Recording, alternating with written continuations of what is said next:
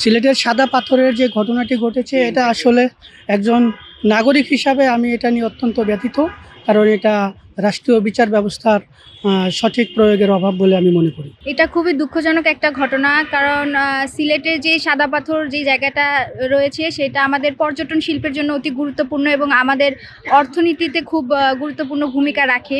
সেই জায়গায় ওই এলাকাটার এরকম একটা বিভৎস চিত্র আমাদের পক্ষে এটা মেনে নেওয়া সম্ভব না, এবং এই ক্ষেত্রে স্থানীয় প্রশাসনের যে অপারগতা এবং দুর্নীতি রয়েছে সেটা এই বিষয়গুলোকে আরও বেশি উৎসাহিত করছে। অন্তর্বর্তীকালীন সরকার, স্থানীয় সরকার এই এই বিষয়গুলোকে শক্তভাবে হ্যান্ডেল করতে পারেনি, তারা কোনো দৃশ্যমান পদক্ষেপ গ্রহণ করতে পারেনি, এবং এইটা হচ্ছে যে পর্যটন শিল্পকে যে তারা রক্ষা করতে পারছে না এই সময় এসে, এটা খুবই হচ্ছে দুঃখজনক।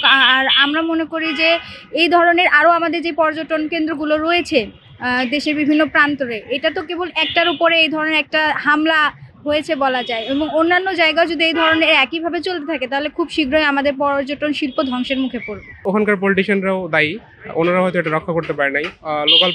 লোকাল যেটা গভর্নমেন্ট আছে, মানে স্থানীয় প্রশাসন, ওনারাও দায়ী।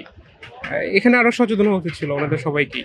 ওই এরিয়াটা আমি দেখলাম যে ওটা বিজিবির দায়িত্বে আছে, ওখানে পুলিশ অতটা গুরুত্বপূর্ণ না। মানে পুলিশ যেটা বলতেছে যে আমরা ওটা কন্ট্রোল করি না, ওটা বিজিবি কন্ট্রোল করে, যেহেতু ওটা বর্ডার এরিয়া। তো এখানে বিজিবির দায়িত্ব আমার কাছে বেশি মনে হয়েছে। পাথর ওইভাবে ফিরে আসবে না, পাথর ফিরে আসার জন্য আবার 1 বছর ওয়েট করতে হবে, কারণ ওটা তো পাহাড়ি ঢলে আসে নর্মালি। 1 বছর ওয়েট করতে হবে, এতে কিছু পাথর আসতে পারে। এই যে পাথর উত্তোলন, এটা ওই জায়গার যে আগে একটা পরিবেশ ছিল, এখানে একটা যে বায়োডাইভার্সিটি ছিল সেগুলো এখন নষ্ট হয়ে গেছে, এবং ওখানকার এই যে পর্যটন কেন্দ্র যেটা ছিল সেটা এখন একটা ভাগাড়ের মতো অবস্থা সৃষ্টি হয়েছে। তো এটা আসলে আমাদের পরিবেশ উপদেষ্টার এটা আগে থেকে যদি সে কোনো স্টেপ নিত তাহলে হয়তো এরকম কোনো ঘটনা ঘটতো না। আমাদের এখানে আকাঙ্ক্ষা হচ্ছে একটাই যে আমাদের অন্তর্বর্তী সরকার আমাদের যত ট্যুরিস্ট স্পটগুলো আছে সেগুলো একটু সংরক্ষণের ব্যবস্থা নেবে। শুধুমাত্র ওই সেন্ট মার্টিন সংরক্ষণ করে লাভ নাই, অন্যান্য যারা যেগুলো আছে সেগুলো সংরক্ষণ করতে হবে। আসলে স্থানীয় প্রশাসনের চোখের আড়ালে এগুলো কিছুই হয় না, তারা সবাই হয়তো সবই জানতো, কিন্তু হয়তো কোনো কারণে তারা স্টেপস নিতে পারে নাই।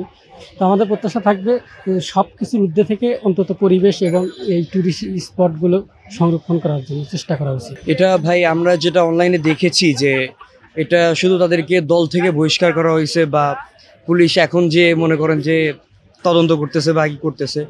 তো আমাদের যেটা প্রতিক্রিয়া সেটা হচ্ছে কি যে পাথর যেগুলো সরানো হয়েছে এগুলো সব ফেরত আনা হোক, এবং আমি বলতে চাই যে প্রশাসনকে আরও কঠোর হতে হবে। যেমন আমরা দেখতে পাই যে রাস্তাঘাটে একটা লোক যদি ফুটপাতে দোকান দেয়, গরিব মানুষ, তার বিরুদ্ধে কিন্তু পুলিশ সাথে সাথে অ্যাকশান নেয়।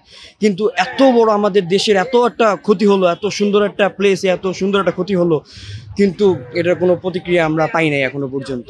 পরিশেষে এটাই বলবো যে তাদেরকে শুধু দল থেকে বহিষ্কার করলে হবে না, এটার সুষ্ঠু বিচার করতে হবে। এটার পিছনে আমি মনে করি যে প্রশাসন খুবই দুর্বলতার পরিচয় দিচ্ছে, এবং প্রশাসন সবার কথা শুনতে গিয়ে, মানে ইনক্লুসিভ থাকতে গিয়ে যেটা হচ্ছে যে তারা কার্যকরী কোনো পদক্ষেপ গ্রহণ করছে না, এবং তাদের মধ্যে কঠোরতার আমরা তীব্র অভাব দেখছি। তো এভাবে করলে তো আসলে দেশ আমি মনে করি যে পরিচালনা করা সম্ভব হয় না। যারা এই ধরনের কাজ করেছে, রাষ্ট্রের সম্পদ এভাবে লুণ্ঠন করেছে, তাদের তো সর্বোচ্চ শাস্তি, যেটা আইনের ভাষায়, আমি আইনের ছাত্র নই, আইনের ভাষায় যেভাবে শাস্তি দেয় সেটা তো তাদের হওয়া উচিত। আমরা নিজেরা এখনো ভালো হইনি, আসলে আমাদের নিজেদেরকে পরিবর্তন হতে হবে। রাজনৈতিক দলের উপর আমরা যে ভরসা করে আছি, আসলে আমরা নিজেরাও কিন্তু সরকারের একটা অংশ।